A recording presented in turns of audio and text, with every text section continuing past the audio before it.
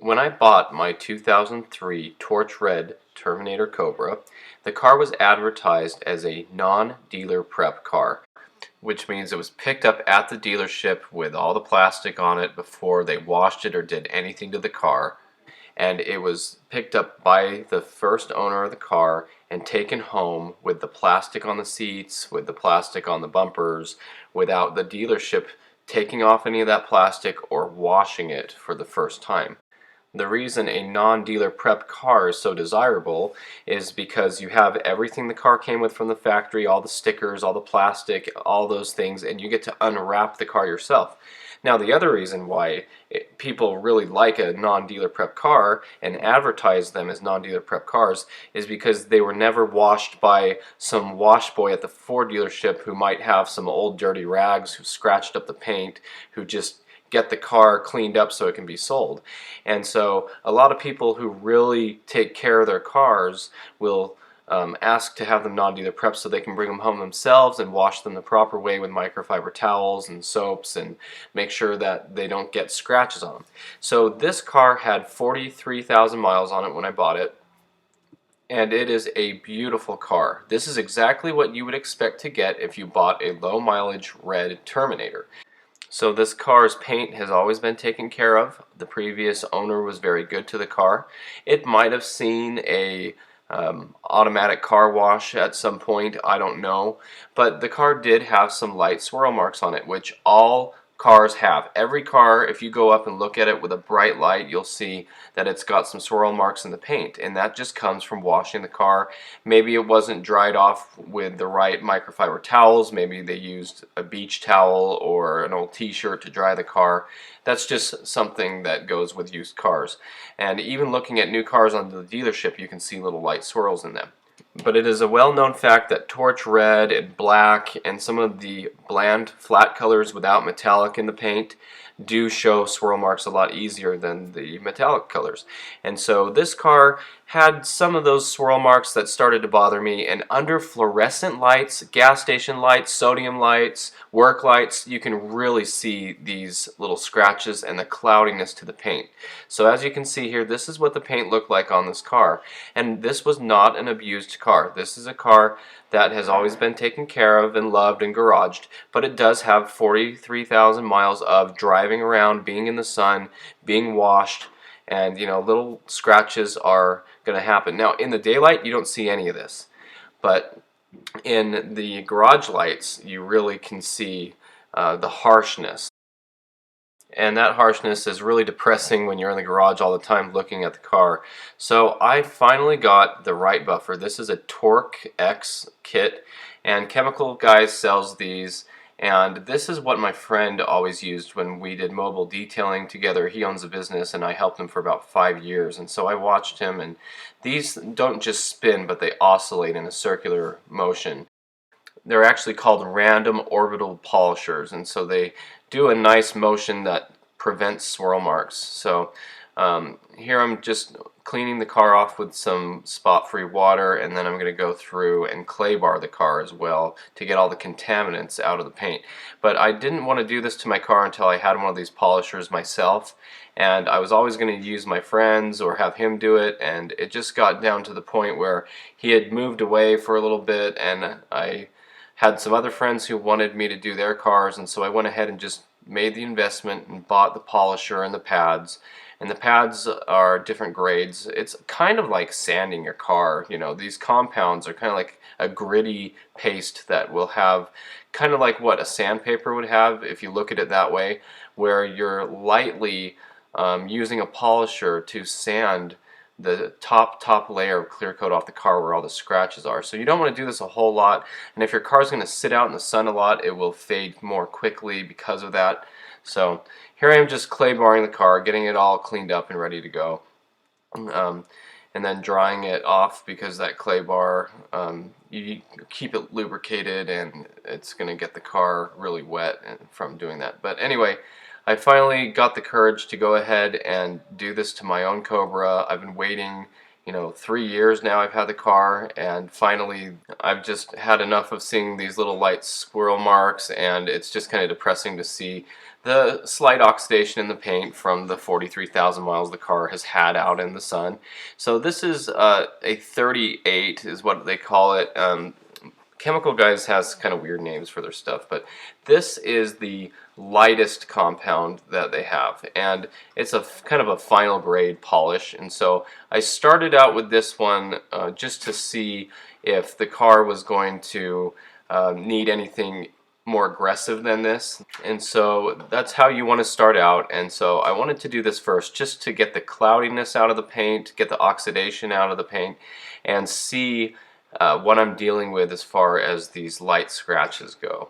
And like I said, in the daylight you hardly see these scratches. You can barely see swirl marks in the daylight, so it's really not as bad as I'm making it out to be. But I'm going to do this first, and this is how they say to do it. They say put dime-sized drops on the fresh clean pad, and then you put it on the 1 setting, which is the lowest speed, and you use that 1 setting just to smear it all in slowly.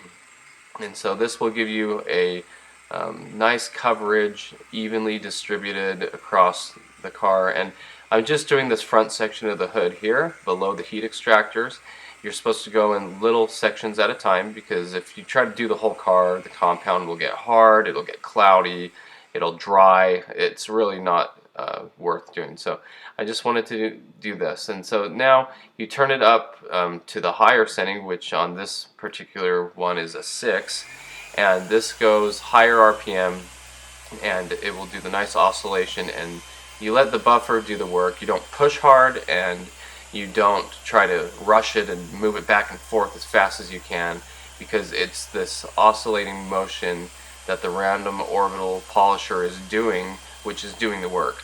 So you can see here I'm going down and then slightly over and then up, covering a little bit of what I already did, and then over and then back down. And this is the pattern you want to follow. It's straight lines. You're not taking the buffer and going in huge circles and pushing hard and trying to do the work that you think the buffer or polisher is supposed to be doing. So this is letting the machine do the work, and as you can see, it's making a light paste over the whole car. And when you get it to the point where it's kind of clearing up or turning really thin, you can tell that it's worked in very well, and then you go back with a rag and you'll wipe it off. So take a nice fresh microfiber towel, and I like to fold it in half and then fold it in half again so it's nice and flat and square, and then just clean off the residue that's left behind from the polish. And so you can buff it in a little bit more too, and I'll even go back and wax the car after this and just make sure that I get everything off of it. But when you do this, you're basically checking now to see how you like the grade that you were working with. And so in this case, how it's really nice and shiny now. And so look at here compared to where I'm going to go up here. Okay, see how cloudy it got on the part I didn't do? Look at the bar, the fluorescent light, how it's kind of cloudy, and then now it's clean here. See, that got rid of the oxidation. There are still a few light scratches in there that I'm not quite happy with, so I'm going to move up a step and go to the 36, which is a more aggressive compound paste, and I'm changing the pad to this white one. So this white pad is more of a cutting pad. It helps with polishing, but it helps cut the paint a little bit too. So this is kind of a medium pad. You could go more aggressive, which I will be doing later with the bullet because it really needs it, but this is now the same process that I was doing, where I put the dabs that are about the size of a dime on the polisher in all the different spots, and then I'm just right now on the low speed setting, and I am just mixing it into this section of the paint or clear coat. It's really the clear coat is what you're polishing. The paint is underneath the clear coat. So anyway, so now I'll go here and change it up to the higher speed setting, and this is a 6 on this random polisher, and I will go ahead and start going slowly and do it. Now patience is the key here, because I always get really excited and I start to speed it up. But remember that each section of paint you're going over right here is slowly working out those scratches, almost sanding it with this gritty polish compound. So you need to go slow and give every section of paint the time it deserves to have those little scratches polished out.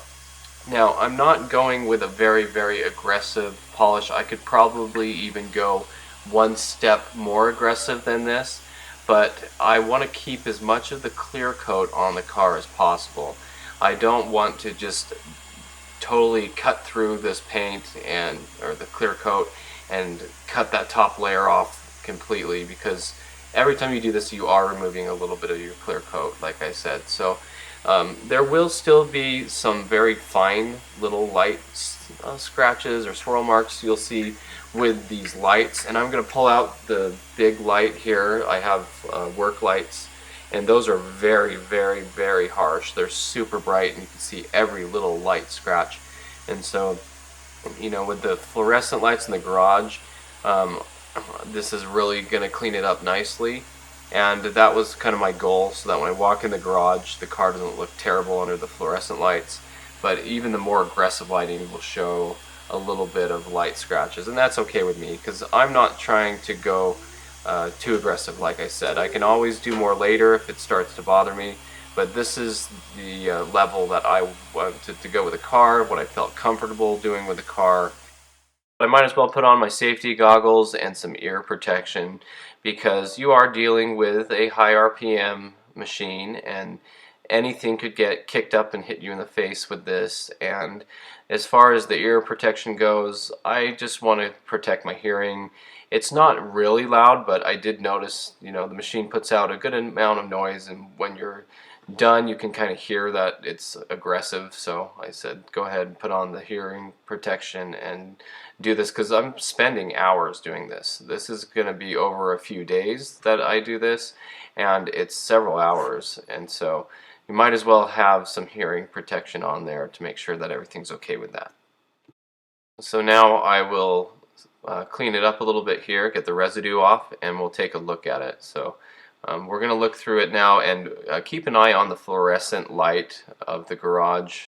That's where you can see the clarity, and you can see where the swirl marks might be. So you can see how good this looks now. So this is what I was satisfied with, and so I determined that that's what I'm going to use on the entire car, and I'll use some of that. So see here again, here's the cloudiness of the hood above, little scratches, cloudiness, and then it moves into the nice perfect looking polish. And like I said, it's not going to be absolutely perfect. You'll see light little swirl marks, but it's nothing compared to what it was.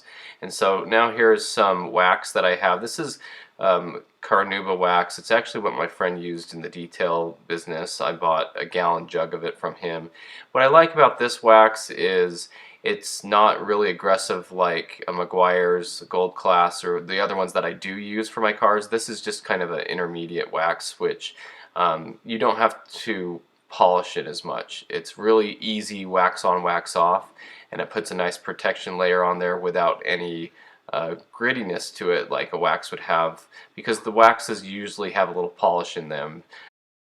The reason why they do that is because if you go to the store and you buy a wax, you want to see results, and they know the customers are usually dealing with cars that need results, not just upkeep, and so they add a little bit of compound in those. From what I understand, that's what my friend told me, because he ran that detailing business, and this other wax is just so light that it's really easy to go on and off, and then you can feel the smoothness. So here I am doing the same paint correction with the 36 grade, and just going through the rest of the car like this and trying to keep a nice you know, straight line motion. Now you can see I have the cord wrapped over my shoulder, and that's good practice so that the cord's not beating on the car as you're doing this.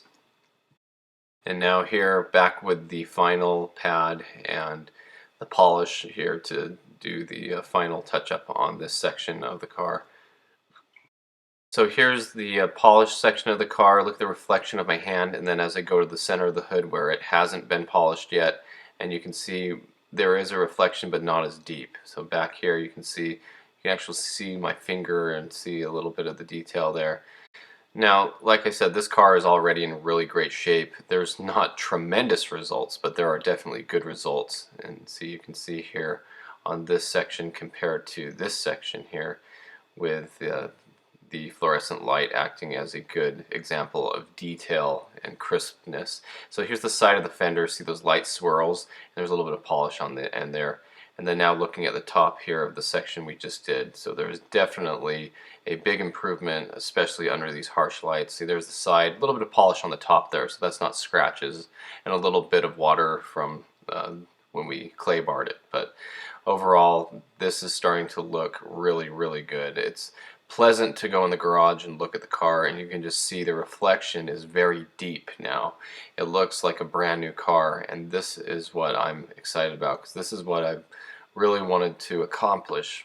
Now, the car already looked pretty nice like this, but it's definitely deeper. And this next picture, I'm going to show you what the roof looks like in the harsh lighting. See, look at the roof. This is what the paint looked like. See those light scratches and cloudiness? And then now this is what the hood looks like, and the roof will be next. Now, I decided to go ahead and take out the headlights. That's the next step, because I wanted to get the bumper done and to do the top section of the bumper without the buffer whacking and scuffing up these brand new Ford OEM headlights. And of course, I start off with the clay bar and go and get all the contaminants out of the paint. The reason you want to do this is because the clear coat has the little pieces of brake dust or dirt or things that get lodged into it. Imagine like a clear gel sitting on top of the paint and little pieces of dirt fall in it. You know, like the clay bar is like, imagine having some gum that you're chewing and you drop it in the dirt and you pick it up and it's going to have little pieces of dirt in it everywhere. So you can basically use that as an example of what the clay bar is doing. It's pulling the dirt and pieces out of the clear coat that don't come off from just washing and using a microfiber towel, and that's pulling it out so that when the buffer goes over it doesn't scratch and smear. So here's the front bumper. Now there are little pieces of clay bar on there, the little lines you'll see there towards the top, those little marks. That's not scratches, but you can see the haze and the swirl marks, and now this is with the compound finished on it. So now it looks so much better, and those light swirls are all gone. So now the front of the car gets a lot of abuse. See, it hits you know, debris, it gets dust kicked up on it from cars that it's following, it has the brake dust from the front wheels, it has a lot of things to look over. And so here you can see the front bumper has some light scratches there. I did this center section and it came out very nice compared to the cloudiness that it was, and then of course I did this part already, so you can see the difference on this side of the bumper. And so now here's that finished up, looking really good, again under harsh lighting. And now the fenders, you can see the swirl marks on the fenders by the Cobra badge there. And again, now I'm using a very, very strong lighting, a work light there, that will expose all the harshness. And so, alright, now we'll take the residue off here with this microfiber towel, and we can do more by hand around the Cobra badge. Obviously the tool's not going to get in there, and you don't want to bust the badge off, but now look how good that looks. So much better. That is very, very nice and looking really good. So I'm happy with those results. Let's pull the car out and see.